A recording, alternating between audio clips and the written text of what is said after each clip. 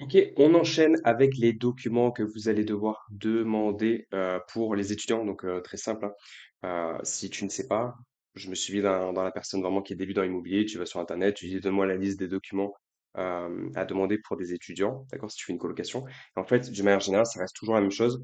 Pourquoi on demande des documents? On veut déjà être sûr que la personne en question soit une personne sérieuse, qu'elle ait un travail, ou si elle est étudiante, qu'elle ait des garants. On ne veut pas avoir de problème en fait avec sa coloc, ok? Donc on va demander des documents indispensables, la pièce d'identité, ouais, d'étudiant ou un numéro de son école. Moi, ce que je faisais, par exemple, et ça c'est de la colocation plus, vous savez, salarié, parce que souvent on fait cet amalgame, on se dit ouais, colocation c'est que des étudiants. Bah non, en fait, vous avez, on l'a vu là précédemment, il y a un militaire qui cherche des colocs. Donc moi, ce que je fais, c'est que j'appelle l'employeur.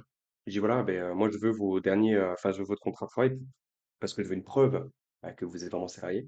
Et ce que je fais, c'est que j'appelle l'employeur, je dis ouais, est-ce que telle personne est bien chez vous? Parce que voilà, je suis propriétaire de l'appartement que je loue. Et comme ça, vous avez vraiment.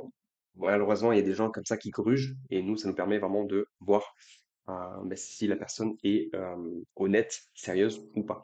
Donc, bien évidemment, bah, enlever l'identité bancaire. Dernier avis d'imposition, bah, pour prouver que la personne travaille bien.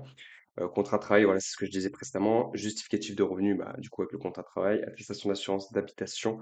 ou- Ouais, ça, pas forcément. Par contre, ce que vous pouvez demander, c'est sa dernière location. Vous étiez où? Est-ce que vous aviez une dernière location?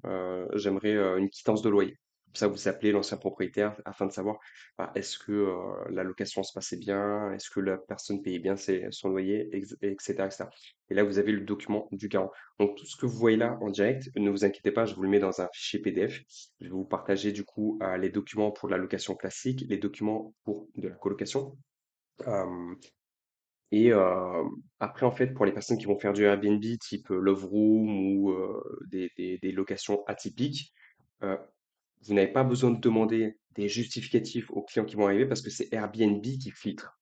Airbnb va filtrer. Il faut avoir une pièce d'identité, vous pouvez filtrer dans votre plateforme Airbnb de faire accueillir chez vous que des personnes qui ont des bons commentaires et qui ont une pièce d'identité qui a bien été vérifiée. Donc, sur Airbnb, vous pouvez pas demander un justificatif à la personne de travail ou autre. Et puis, ce qui est différent sur Airbnb, pour la location courte durée, je veux dire, c'est que la personne, elle a déjà payé avant d'arriver chez vous. Ce qui n'est pas totalement le cas quand vous faites une colocation, quoi. Voilà. Donc, je vous mets sous cette vidéo les documents à télécharger.